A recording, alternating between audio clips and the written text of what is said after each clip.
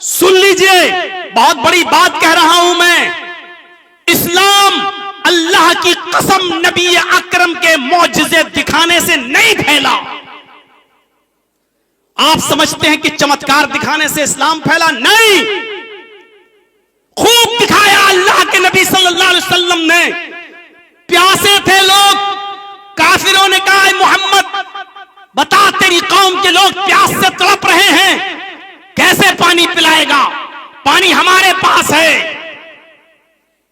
नबी अकरम ने फरमाया बिस्मिल्लाह, और आपकी उंगलियों के पोर से पानी के चश्मा बहने लगता है, पानी टपकने लगता है। सारे सहाबा नबी अकरम सल्लल्लाहु अलैहि वसल्लम की उंगलियों से गिरने वाले पानी को पी रहे हैं, लेकिन नबी का ये मौजिज़ा देखने के बाद भी काफिर इस्लाम नहीं ला रहे हैं। वो नबी से जंग करने पर आमादा है, इस चमत्कार को देखने के बाद भी कोई इस्लाम नहीं ला रहा है। अबू जहल कह रहा है कि मोहम्मद बता दो कि मेरी उंगली में, मेरी मुट्ठी में क्या है, अगर बता दोगे तो हम इस्लाम ले आएंगे, ईमान ले आएंगे। अल्लाह के नबी फरमाते हैं इस मुट्ठी को अपने कान में लगा, तेरे हाथ में जो कंकरियां मुट्ठी में बंद हैं वो मेरा कलमा पढ़ रही हैं। अबू जहल ने जब मुट्ठी को कान में लगाया तो कंकरियों से, पत्थर की कंकरियों से कलमे की आवाज आ रही थी, अशहदु अल्ला इलाहा इल्लल्लाह व अशहदु अन्ना मुहम्मदन अब्दुहु व रसूलुहु।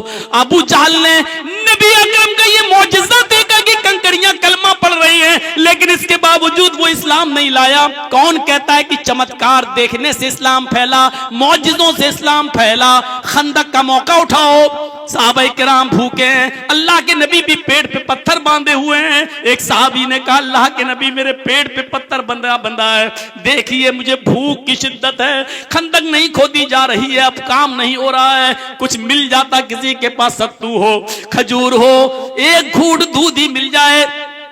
अल्लाह के नबी अपना पेट खोल देते हैं और कहते हैं तुम एक पत्थर बांधे हो, जरा मेरे पेट का हाल देखो। आपने जब अपना कपड़ा उठाया तो 2 पत्थर बंधे हुए थे कि देखो मैं तुमसे ज्यादा भूखा हूं, ये मत समझो कि मैं खुद खा पी कर आया हूं और तुम्हें भूखा काम करने पर मजबूर कर रहा हूं।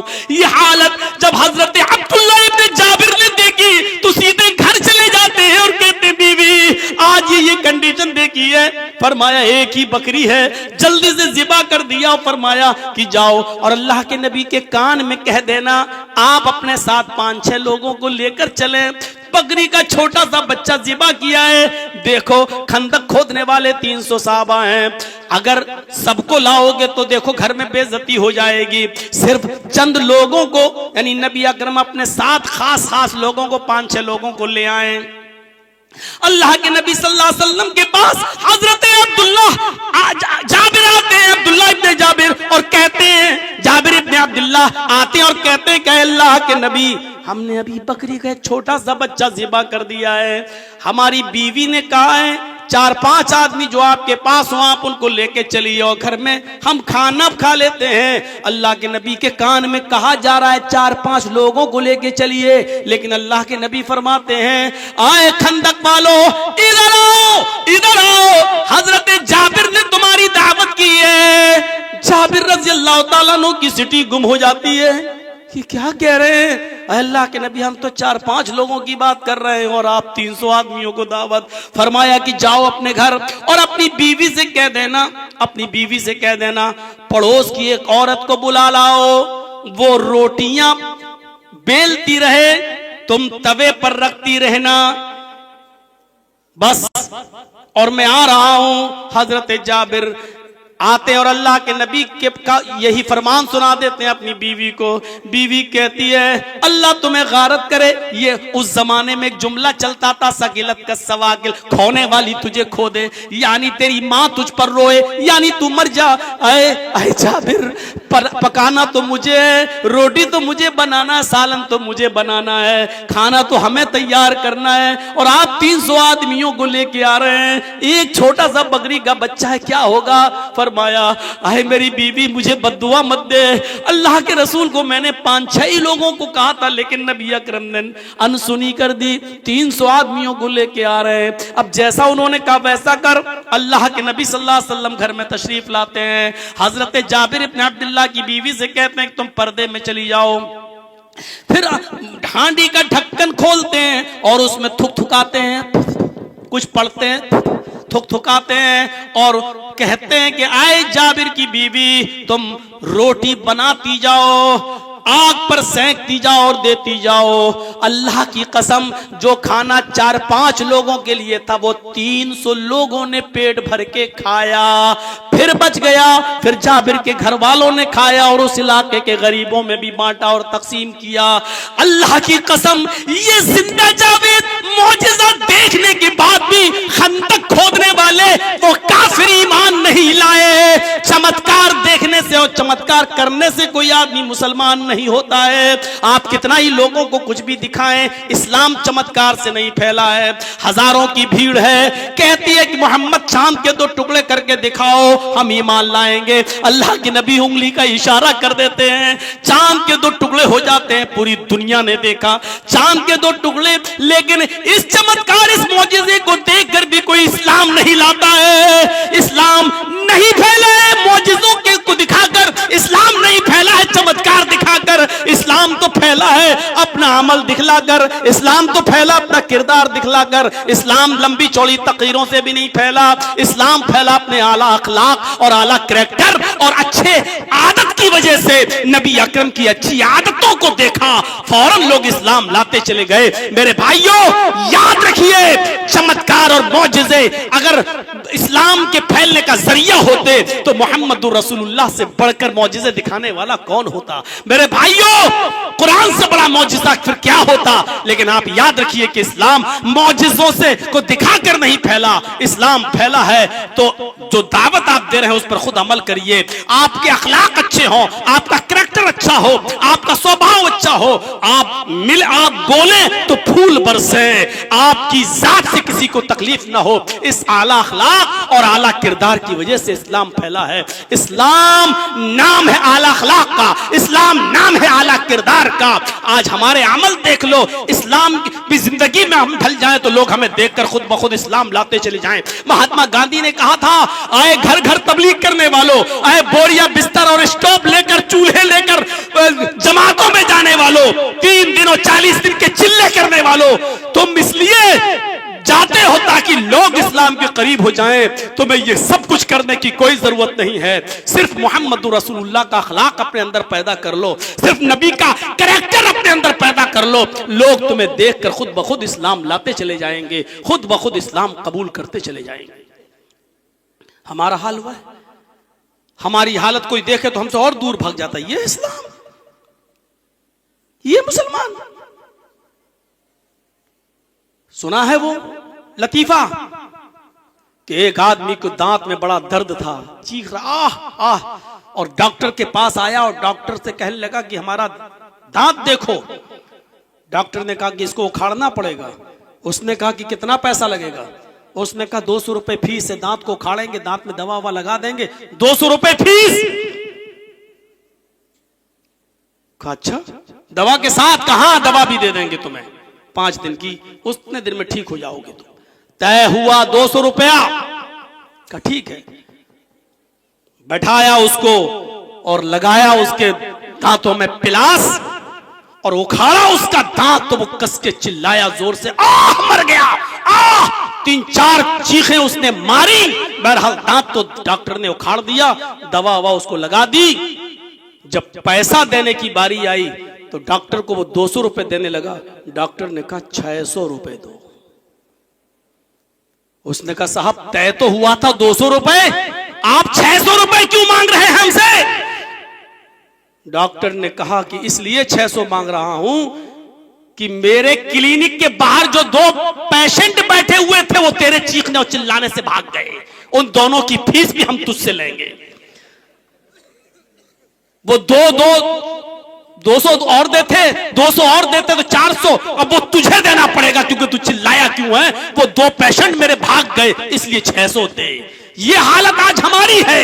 इस्लाम हम दिखाकर दूसरों पर अमल करें, दूसरे हमारे करीब आए, लेकिन हमारी आदतें, हमारे अखलाक, हमारे किरदार, हमारी जिंदगी ऐसी है कि हमारे हालात को देखकर लोग हमसे भाग और रहे हैं, हमसे दूर होते चले जा रहे हैं। इन दूर होने वालों का खमियाजा, इन दूर होने वालों का अजाब भी हमारे ऊपर मुसल्लत होगा। मेरे भाइयों, हम उस अजाब से बचेंगे नहीं। जो हमारे करीब आना चाहते थे, हम उनको अपने आदतों से, हम उनको अपने अखलाक और किरदार से हम उसको दूर कर रहे हैं। उसका अजाब भी अल्लाह रब्बुल आलमीन हमें देगा। ये हालत आज हमारी हो चुकी है। बात कहां की कहां चली गई, तो माज इब्ने जबल की बात से हम उधर चले गए। आपने कहा ना आए माज, ऐसा मत करना, गौर कीजिए हिकमत क्या चीज है। आपने कहा है तो पांचों चीजें इस्लाम का पिलर्स, लेकिन जब तुम यमन में जाओ तो यमन के लोगों से कहना कि लोगों तुम एक अल्लाह की इबादत करो। पहले उनको कलमे की दावत देना।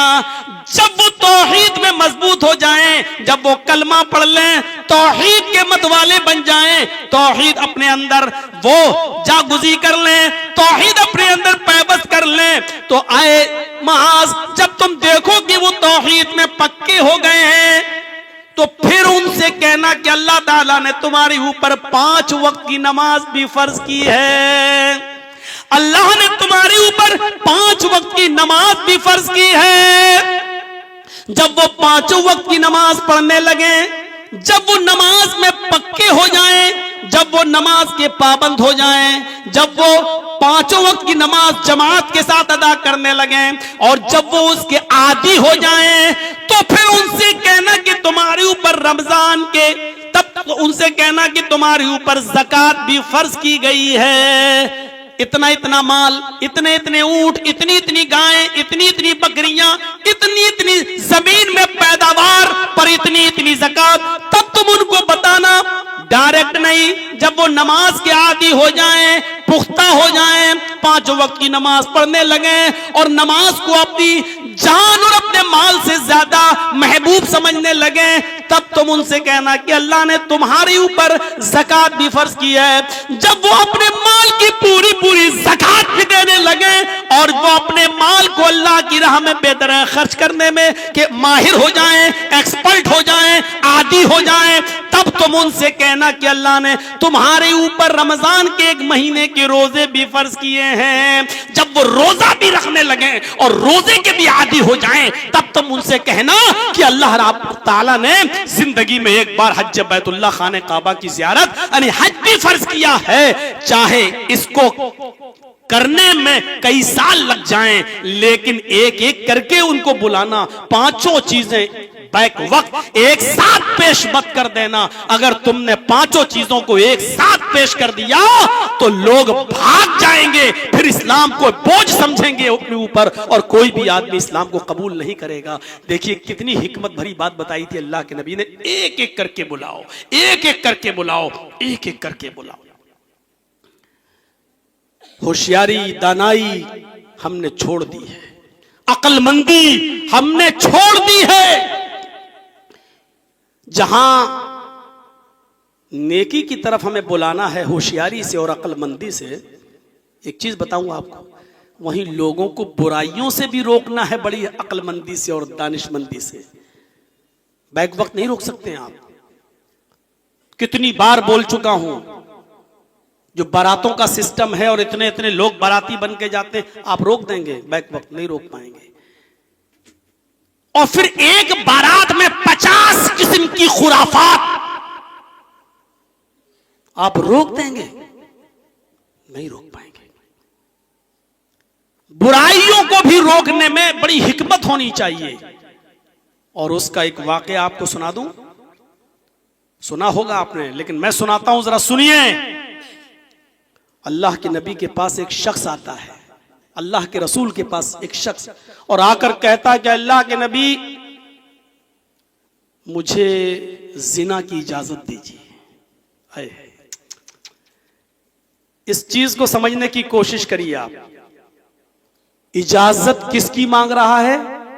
जिना की। और मांग किससे रहा है? मुहम्मदुर रसूलुल्लाह सल्लल्लाहु अलैहि वसल्लम से। 2 चीजें समझ लीजिए, पूरी तकरीर समझ में आ जाएगी। इजाजत किसकी मांग रहा है? जिना की। और मांग किससे रहा है? नबी अकरम से। इजाजत किस चीज की मांग रहा है? जो सबसे गंदा काम। और इजाजत किससे मांग रहा है? जो कायनात की सबसे महबूब और प्यारी हस्ती। दोनों चीजों को देखिए आप। सबसे गंदा काम जिना, और जिना की परमिशन किससे मांग रहा है? जो कायनात की, दुनिया की सबसे ज्यादा महबूब और प्यारी हस्ती। अल्लाह के रसूल मुझे इजाजत दी। मुसलमान है, सहाबी है, इस्लाम लाया, नबी को देखा तो सहाबी हो ही गया। सहाबी है, नबी से इस्लाम लाया, लेकिन नया नया है, नया नया है। अल्लाह के रसूल इजाजत दीजिए मुझे। किस बात की? मुझे जिना करना है। दूसरे साहबा कर हट, भाई जिना की इजाजत कोई भी मांगे? यहां तो कोई बीड़ी पीते आ रहा है, मौलाना जर्जीस को देख रहा हूं। अदब, एहतराम, ठीक है। सोचिए कि वो कैसी कौम थी जो जिना की इजाजत मांग रही है, और किस कौम को सुधारने के लिए मोहम्मद रसूलुल्लाह को भेजा गया, जो ये भी नहीं जान पा रही है कि जिना की इजाजत अब किससे मांग रहे हैं। सोचो कैसे लोग रहे होंगे वो। और समझाने वाला साहबा कर रहे हैं, चुप चुप, एक तो डांट रहे हैं। अल्लाह के नबी सल्लल्लाहु अलैहि वसल्लम के अल्फाज देखो। आपने सहाबा से कहा नहीं, डांटो नहीं। आप भी कह सकते थे चुप चुप चुप, बदतमीज, कैसी इजाजत मांग रहा है। आप कुछ भी कह सकते थे, आप नबी थे, नबी का मकाम बड़ा था, आप डांट सकते थे साहबी को, लेकिन आपने नहीं डांटा। आपने सहाबा से कहा नहीं।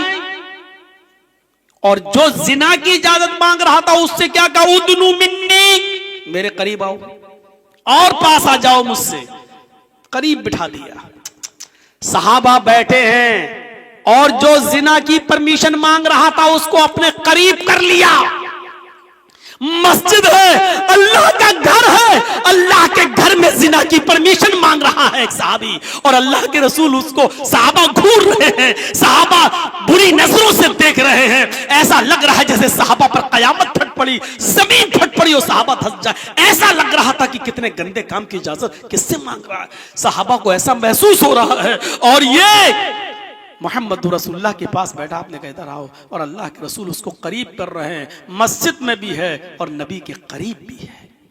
आपने कहा अब बोलो, क्या बोलते हो? अल्लाह के नबी वो जिना करेंगे। कोई है? ओ इंतजाम सब है मेरे पास, बस परमिशन दे दो। आपने कहा ठीक है। ओहो, अंदाज देखिए।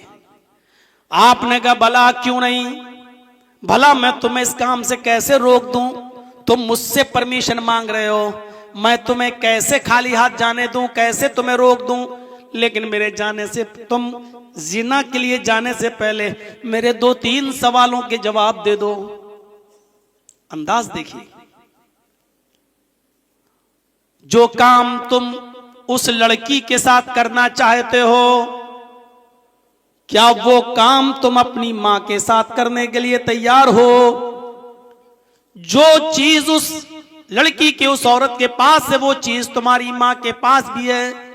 क्या तुम अपनी मां के साथ जिना करना पसंद करोगे? इतना सुनना था, तन बदन में आग लगी।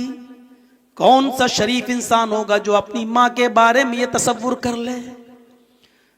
लेकिन तन बदन में आग लगने के बाद भी वो नबी अकरम से कुछ नहीं कह सकता था, क्योंकि आप ये नहीं कह रहे हैं कि अपनी मां के साथ जिना करो, बल्कि आप ये कह रहे हैं क्या तुम अपनी मां के साथ जिना करना पसंद करोगे? क्या तुम्हें अच्छा लगेगा? उस नौजवान ने कहा फिदा का बी व उम्मी या रसूल अल्लाह, आए मोहम्मद सल्लल्लाहु अलैहि वसल्लम, मेरे माँ बाप आप पर कुर्बान, नए अल्लाह के नबी, मेरी माँ मेरे बाप आप पर सदके जाएं, आप पर कुर्बान जाएं।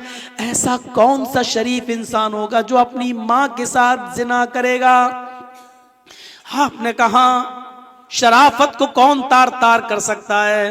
अच्छा, माँ के साथ ना करो कोई बात नहीं, अगर बहन के साथ ये जिना करना पसंद करोगे चलिए माँ तो शरीफ आदमी नहीं जाएगा माँ के साथ जिना करने, क्या ये काम तुम अपनी बहन के साथ करना पसंद करोगे? वो चीख पड़ा अल्लाह के रसूल, कोई शरीफ इंसान अपनी बहन के साथ भी जिना नहीं कर सकता। आपने कहा क्या तुम ये काम अपनी बेटी के साथ करना पसंद करोगे? तीर पे तीर, लेकिन अंदाज बड़ा सुहाना, अंदाज बड़ा दिल को छू जाने वाला। ये नहीं कह रहे कि अपनी बेटी के साथ चाह कर ले, नहीं, ये कह रहे हैं क्या तुम अपनी बेटी के साथ करोगे? उसने कहा नहीं। आपने कहा अच्छा, माँ बहन बेटी तो खूनी रिश्ता होता है, कोई उसके साथ जिना करना पसंद नहीं करेगा। अच्छा चलो, अपनी माँ की बहन के साथ यानी खाला के साथ ये काम करना पसंद करोगे? कहने लगा अल्लाह के नबी, शरीफ इंसान अपनी खाला के साथ भी ये काम करना पसंद नहीं कर सकता। आपने कहा अच्छा, अपने बाप की बहन के साथ यानी माँ की बहन के साथ जिना पसंद नहीं करोगे, तो अपने बाप की बहन यानी फूफी के साथ जिना करना पसंद करोगे? उसने कहा अल्लाह के रसूल, फिदा का भी वो उम्मी, मेरे माँ बाप आप पर कुर्बान, कोई भी शरीफ इंसान अपनी फूफी के साथ भी जिना नहीं करना पसंद करेगा।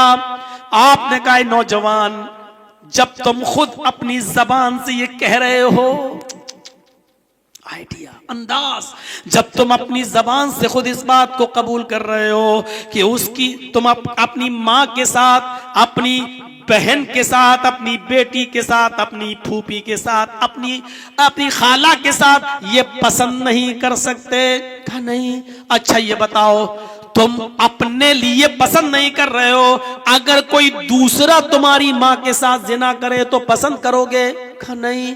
दूसरा तुम्हारी बहन के साथ गलत काम करे तो पसंद करोगे? नहीं। दूसरा तुम्हारी बेटी के साथ गलत काम करे तो पसंद करोगे? कहा नहीं। दूसरा खाला के साथ, फूफी के साथ करना गलत काम करना चाहे तो पसंद करोगे? कहा नहीं। फरमाया फिर तुम जिस लड़की के साथ जिना की परमिशन मांग रहे हो, वो भी तो किसी की माँ होगी, किसी की बहन होगी, किसी की बेटी होगी, किसी की फूफी होगी, किसी की चची होगी, किसी की खाला होगी। फिर उसको अगर पता चलेगा कि तुमने ऐसा किया है तो वो कैसे पसंद करेगा कि हमारी बहन के साथ जिसने मुंह काला किया वो इस दुनिया में जिंदा रहे? वो कैसे पसंद करेगा जिस तरह तुम नहीं चाहते हो कि मेरी माँ, मेरी बहन, मेरी बेटी, मेरी खाला और मेरी फूफी के साथ कोई गलत काम करे, तो दूसरा कैसे गवारा करेगा कि तुम किसी की माँ, बहन, बेटी के साथ गलत काम करो?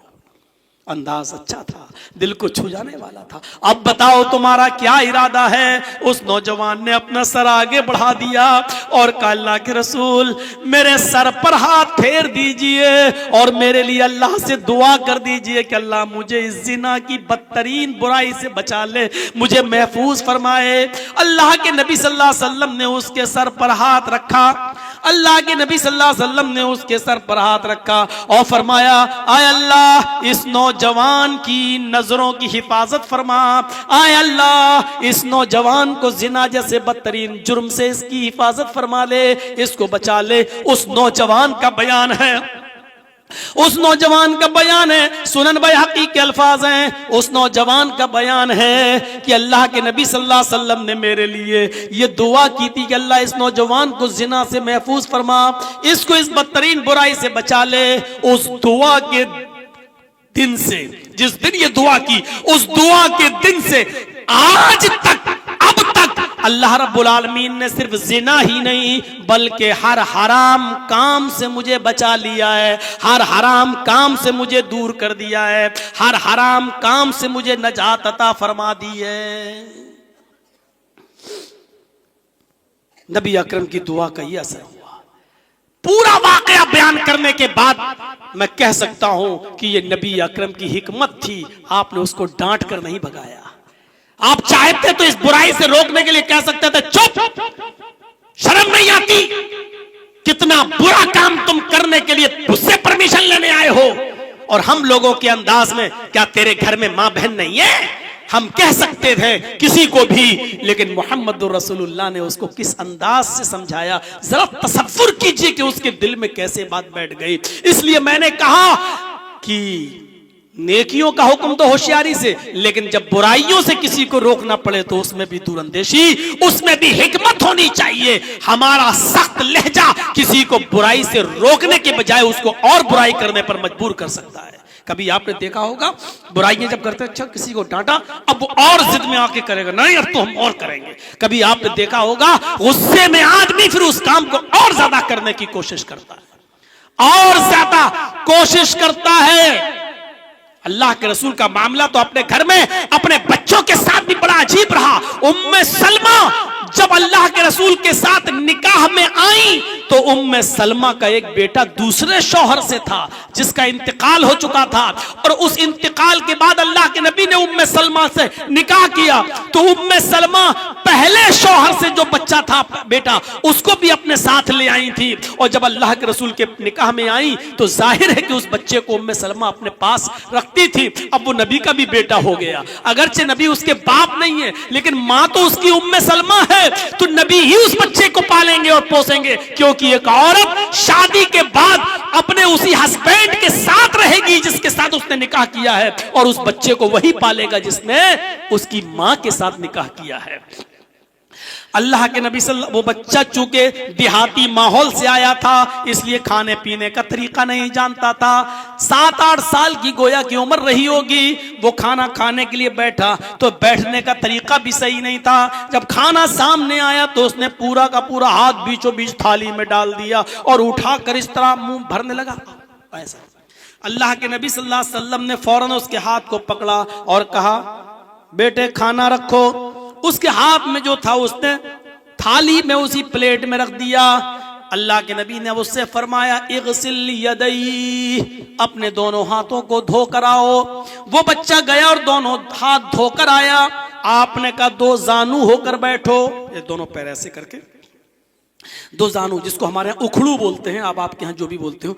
आपने कहा दो जानू होकर बैठो, या दोनों पैरों को पीछे कर लिया जाए जैसे नमाज के अंदर होता है, दोनों पैरों को पीछे कर लिया जाए, या एक पैर को पीछे किया जाए और एक पैर को उठाया जाए। ये 3 तरीके खाना खाने के सुन्नत है, लेकिन इसका ये मतलब नहीं है कि दूसरे तरीके से अगर किसी ने खाना खा लिया तो हराम हो गया।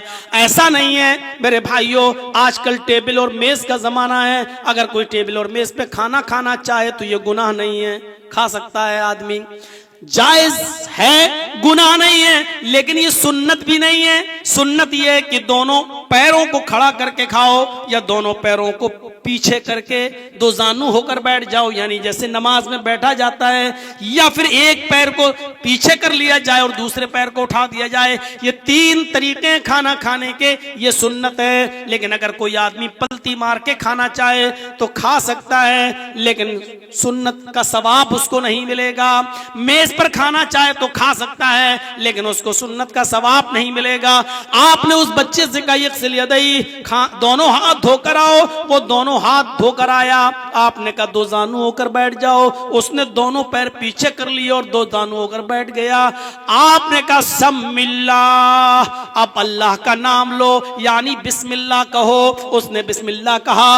अब अल्लाह के नबी ने फरमाया, अपनी तरफ से खाओ,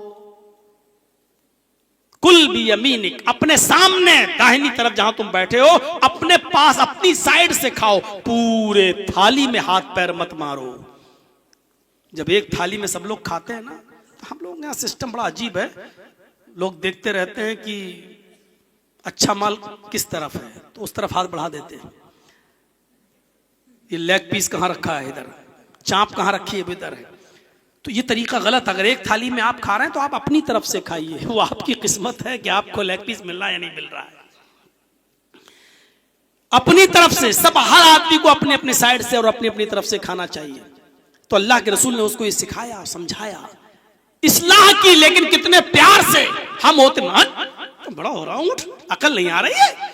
हम अपने बच्चों को भी नहीं समझा पाते हैं सही से। मोहम्मद रसूलुल्लाह ने तो उस माँ के बेटे को जो अब नबी का बेटा बन गया, उम्मे सलमा जो दूसरे शौहर से बच्चा जिनका पैदा हुआ था, उसको लेके आई। नबी ने तो उसको भी तरबियत की, उसको भी अच्छी तालीम दी, उसको भी अच्छा पढ़ाया लिखाया। तो सीखो हिकमत क्या है। हिकमत सोचिए, आज थोड़ी सी बात पर कितना बड़ा रिएक्शन हो जाता है, कितना बड़ा रिएक्शन।